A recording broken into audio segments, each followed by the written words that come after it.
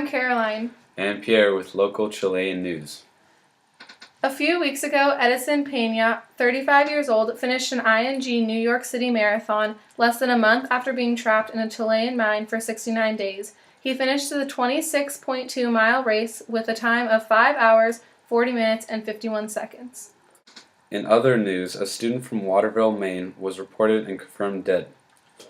He was found dead in a lake in the Perez Rosales National Park. He was 30 years old, and the president of Colby College confirmed his death. He died because he jumped off a 30-foot waterfall in Vicente. After Thanksgiving, there will be a memorial service held at the Colby College in remembrance of the student. Now with the weather. Thank you. And for the weather, tonight we're going to have a clear night, and the temperatures are going to go to 53 degrees low. And on Monday, it's going to be sunny with 0 chance of rain all week. Throughout the week, it is going to be mostly sunny, and we'll be seeing clear nights all week. The temperature will be from 86 degrees in the afternoon to 55 degrees at night. And now back to you. Thanks for the weather report. We all heard that Chile is rocking the sports. Diana is going to fill us in with the details. Thanks, guys. And now for sports news. So, Chile defeats Paraguay 2-0. Pablo Contreras scored in the 27th minute, and Macias Campo Toro added another in the 85th as Chile defeated Paraguay 2-0 on Tuesday in South America World Cup qualifying. The victory was important for Chile. Chile coach Claudio Borghi, whose side was beaten 4-0 on Saturday by Uruguay. Borghi suspended 5 players after he said they showed up for practice under the influence of alcohol. They did not play in either match. Okay. I am pleased to welcome the coach of our very own Chile team, Claudio Borghi. Hi, Diana. Pleased to be here. So, Claudio, tell me about the incident you are facing with some of your players being under the influence of alcohol during practice. Well, it's been the toughest week of my life as a coach. I had to come to the decision of having to drop 5 players that were involved. Who exactly have you dropped from the team? The players dropped were Arturo Vidal, Jean Besajor, Carlos Carmona, Jorge Valdeva, and Gonzalo Jara. How did you and the team initially react to this? It's hurtful, not just to me, but for the whole coaching staff. Do you know any more of the matter? Yes, I do know that they got drunk returning from Jorge Valdeva's daughter's baptism. When they arrived at practice, the 5 players were unable to defend themselves and were not in a good condition. If you ask me what they drank, I have no idea. Do you know if the suspension is permanent? It would be up to the Chilean Football Federation to decide on any long-term punishment. Well, thank you for coming in and speaking to us about this. No problem. And that wraps up our interview. Which leads me to my next story, which involves the health of the Chilean people. Chile worries about drunk driving. 50% of cops give random drivers breathalyzers. If positive, then they will follow a drug test. Not only is drinking causing many drunk drivers, but it is also affecting their health. Because many people are drinking, they are stopping to exercise, causing their weight to go up. Thank you, Diana and Coach. Now, live from the scene, an infield report from Taylor. Thanks, guys. On February 27, 2011, a 5.8 magnitude earthquake rocked the city of Concepcion, killing 279 people. And the government officials fear the death toll can climb over 1,000 people once search and rescue begin.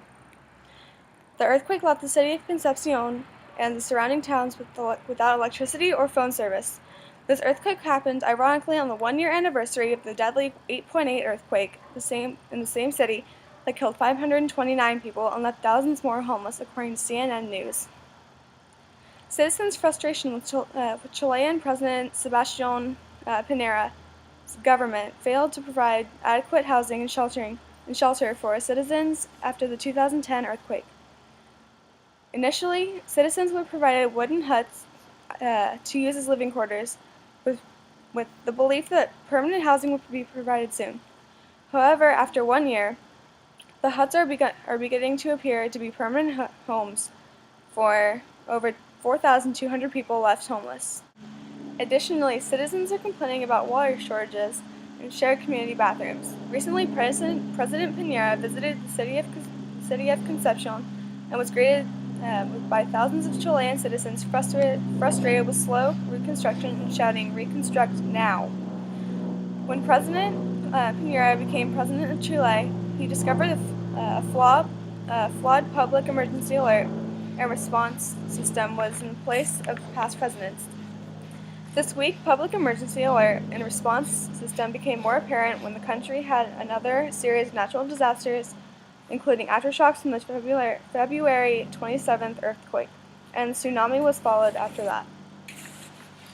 President Piñera's supporters say he did a good job addressing the government's basic responses to natural disasters, such as providing temporary shelter for people who lost their homes. President Piñera also made changes in rules for construction, new buildings, to make them stronger in the event of future earthquakes. The problem President Piñera has is that he failed to provide the people of Chile a national plan for recovering from this earthquake, and this frustrated citizens.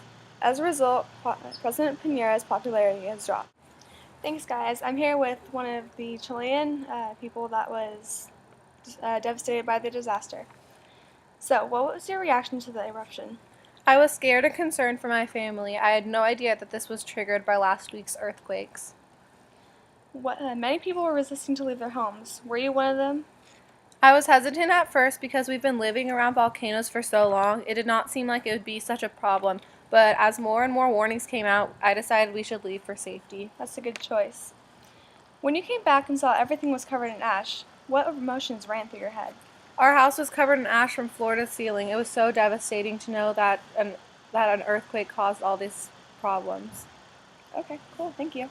Thanks, Taylor. That's terrible. I hope our citizens get better. And now, on another note, I have the great privilege to interview the President of Chile. Wow, what an honor to be interviewing you right now.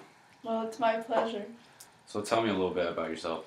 Okay, well, I was born on December 1st in 1949. My wife is Cecile Morales Montez, and I have 4 beautiful children. Okay, now that we know a little bit more about you, tell me about the annual meeting that you attended with the Commission of Energy. Well, the commission sent some recommendations about the energy in Chile, and they wanted to meet with me to discuss the issue. What did you guys discuss about? Well, the Energy Commission said that they have a better and more green way to use energy. What is this new way? Well, they are pushing to boost the usage of renewable resources. Wow, sounds like a good plan. Well, we have the Energy Commission to thank for that. Okay, well, that's all the time we have for today. Thank you, President Piñera. My pleasure. Thank you. We've just heard Chilean students are protesting again. Most were peaceful, but some put barricades and interceptions and even threw rocks and tear bombs at police officers. The protest leaders formally met with leaders of Congress, demanding more money and changes in the school system. That pretty much wraps it up. This has been Pierre And Caroline with this month's local news. Adios.